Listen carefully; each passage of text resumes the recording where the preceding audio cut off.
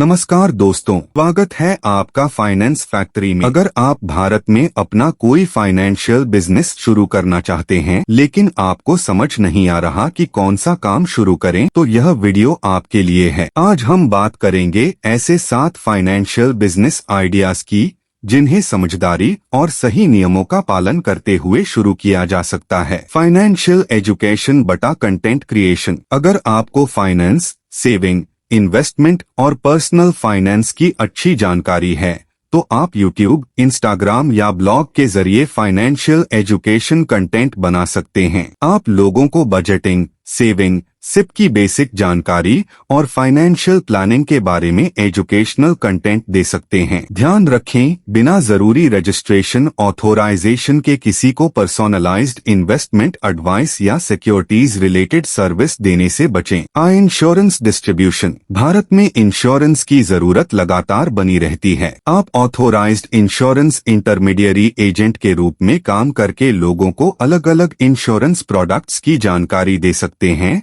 और नियमों के अनुसार कमीशन बेस्ड इनकम कमा सकते हैं। इसके लिए संबंधित रेगुलेटरी रिक्वायरमेंट्स और ट्रेनिंग लाइसेंसिंग को पूरा करना जरूरी है। लोन बटा फाइनेंशियल सर्विस असिस्टेंस। लोगों को home loan, education loan, business loan आदि के लिए डॉक्यूमेंटेशन और एप्लीकेशन प्रोसेस समझने में मदद की जरूरत होती है। आप ऑथोराइज्ड लोन DSA या लेंडिंग पार्टनर के रूप में काम करने वाले बिजनेस मॉडल को एक्सप्लोर कर सकते हैं, लेकिन ग्राहक से गलत वादा या गारंटीड लोन अप्रूवल जैसी बातें नहीं करनी चाहिए। Tax accounting services. अगर आपको अकाउंटिंग और टैक्सेशन का अच्छा नॉलेज है तो आप बिजनेसेस और इंडिविजुअल्स के लिए बुककीपिंग, अकाउंटिंग और टैक्स रिलेटेड सर्विसेज का बिजनेस बना सकते हैं। कुछ प्रोफेशनल सर्विसेज के लिए स्पेसिफिक क्वालिफिकेशन या ऑथोराइजेशन की आवश्यकता हो सकती है, इसलिए काम शुरू करने से पहले एप्लीकेबल रूल्स जरूर चेक करें। Financial planning education. आप लोगों को यह सिखाने का बिजनेस शुरू कर सकते हैं कि बजट कैसे बनाएं, इमरजेंसी फंड क्यों जरूरी है, सेविंग और इन्वेस्टिंग में क्या अंतर है, फाइनेंशियल गोल्स कैसे तय करें। यहाँ फोकस फाइनेंशियल एजुकेशन पर रखें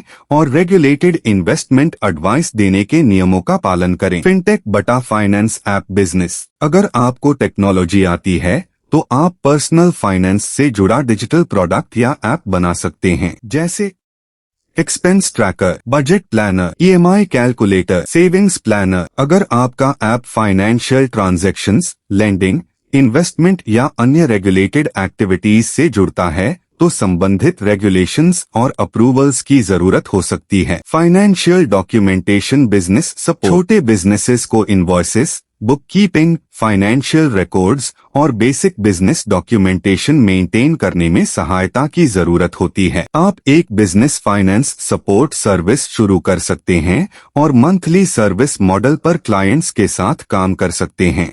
जरूरी बात दोस्तों, फाइनेंशियल बिजनेस में पैसा और लोगों की फाइनेंशियल इंफॉर्मेशन शामिल होती है, इसलिए कोई भी बिजनेस शुरू करने से पहले RBI, SEBI, IRDAI, GST और अन्य लागू नियमों को जरूर समझें।